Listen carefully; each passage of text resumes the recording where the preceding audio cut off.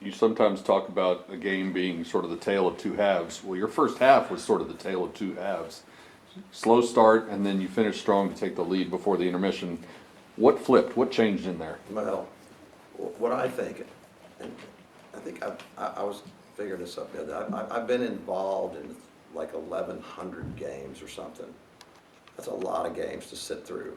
And what, you learn a lot, and then there's also stuff you just never learn. Like you never can, it's not like that many games make you know what's getting ready to happen, ever. But what it does is allows you to know that every game has its own rhythm. Every game is going to go its own direction. And what you hope that when the direction is going away from you, you have the ability as a coaching staff, your talent, your depth, whatever, to change the direction of the game. And that's kind of the way I see it. And so you never know when you show up. You have this picture, and most of the time the picture that you have goes out the window in about 3 minutes. This one certainly did, because you could just feel, and this might have been my mistake, the slow start. I wonder, it was a 1 o'clock game. Usually we'll have a shoot around, 5 hours before. And I didn't think getting them here at 8 o'clock in the morning for shoot around. I figured, let's let them sleep, and I don't know if that was the sluggish start, but we were definitely not looking as peppy. Even they didn't. It's a 1 o'clock start. I could tell their energy. The game didn't heat up till about 10 minutes into the game. You could feel, okay, everybody's wound up a little bit now. But, our guys did a great job.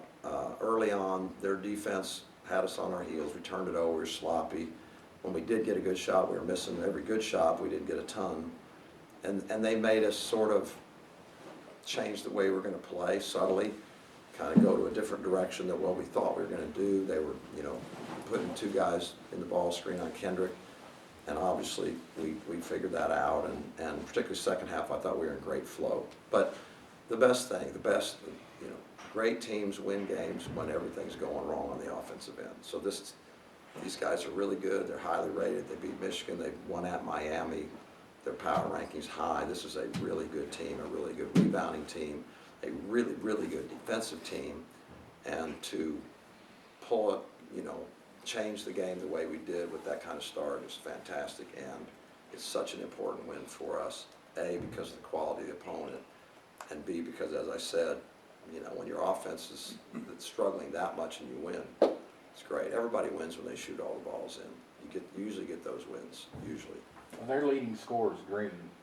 He ends up getting 3 points. How did that happen? Emmanuel was terrific. He wasn't the only one. I think Zurich got on him. But Emmanuel just was all over scouting report. and I just said this a minute ago. Green is one of the best shooters in America, seriously. But no one in the building knows that. No one, unless they've seen him before. But to go watch that game, you would never know that number 22 is literally one of the purest shooters in the whole country.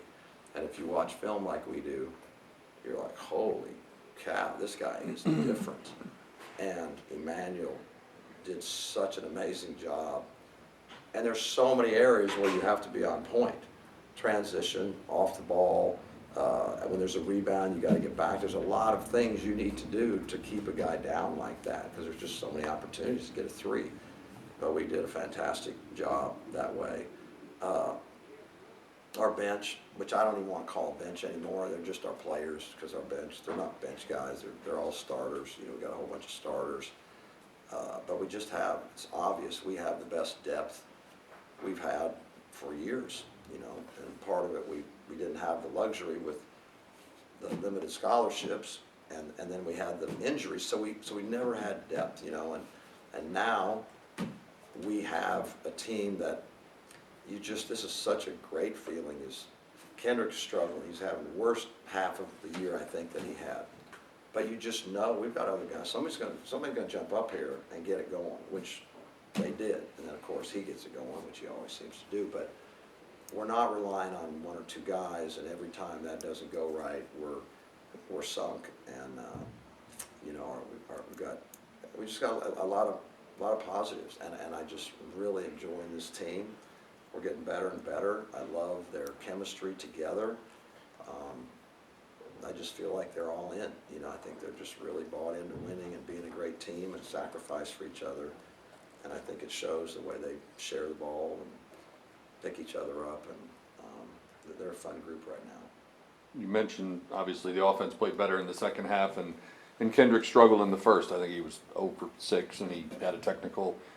When you're in the locker room at halftime, did you talk about getting him untracked or just getting the offense? No, at all. More All we efficient. talked about is how we want to be more on the attack and how we're going to do it. I don't want to like give exact, you know, in case we play him again, but no, we kind of simplified it down and said, you know, these 2 or 3 things we want. Unless I make a call, we're gonna you know, be on the attack, and just, you know, what we're gonna do when we get to certain places on the floor, just like that. But it wasn't drastic.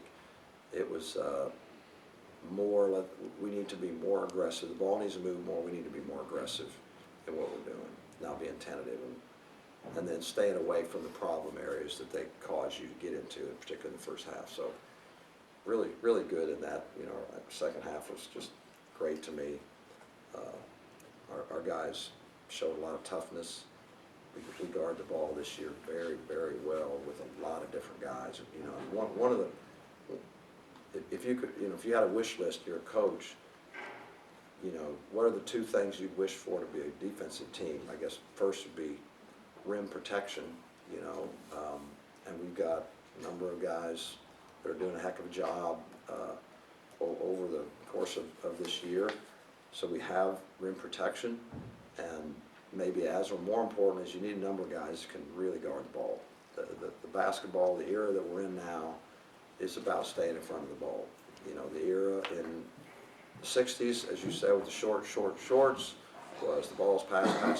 You had to guard off the ball like crazy. But these days, far more than guarding off the ball, you need to be a good on-the-ball defender. We've got some really good athletes that can sit down and they take the challenge and they take it personal.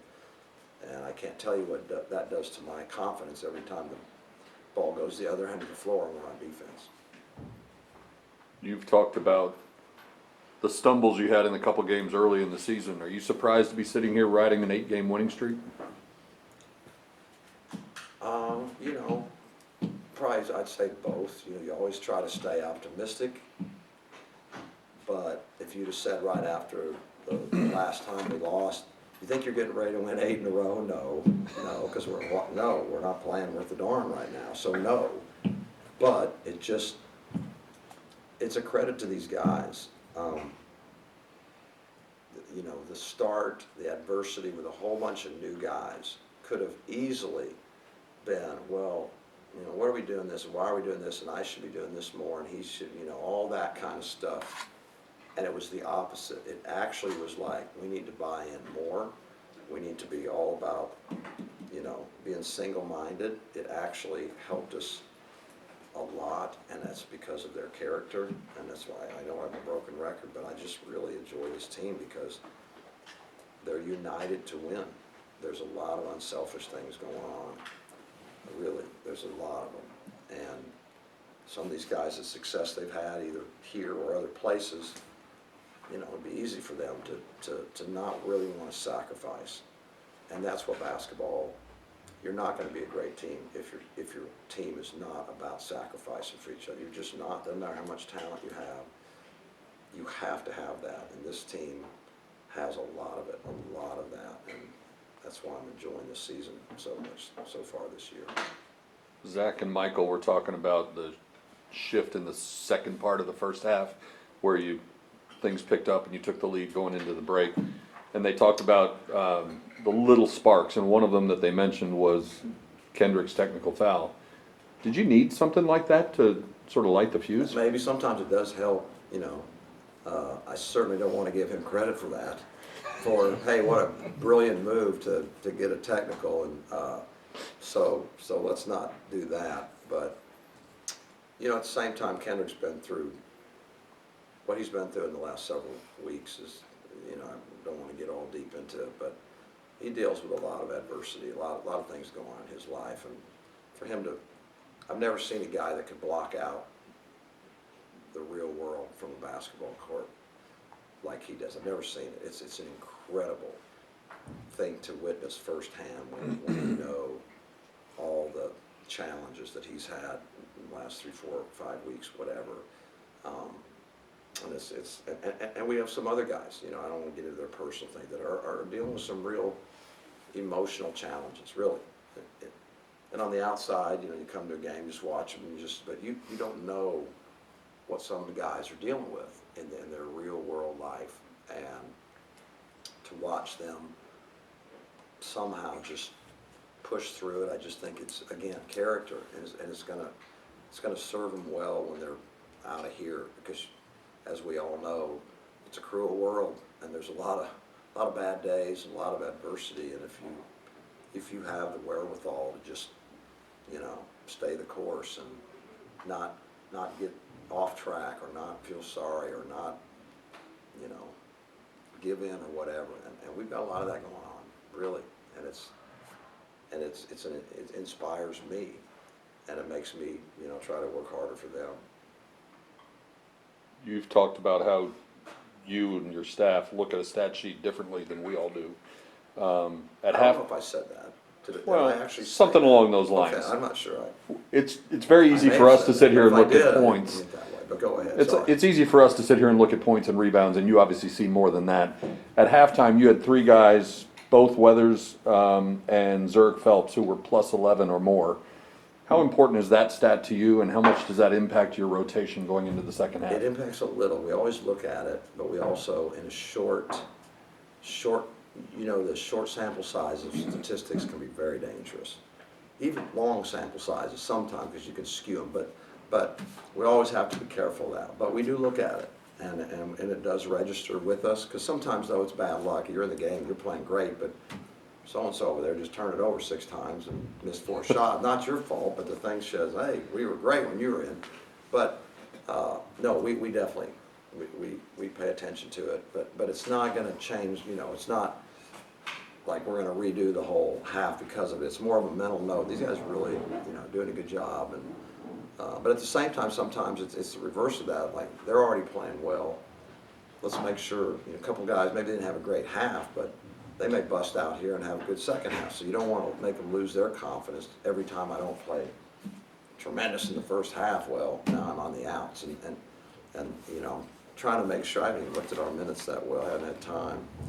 You know, the guys are feeling the rhythm. A lot of the guys are feeling the rhythm of the game, and have time to put themselves in it, so that they don't feel like they've got to come in and force something, which is always the, you know, just drives you nuts when a guy, well, I'm not going to play very much, so I'm going to quickly do 2 things to see how it works out.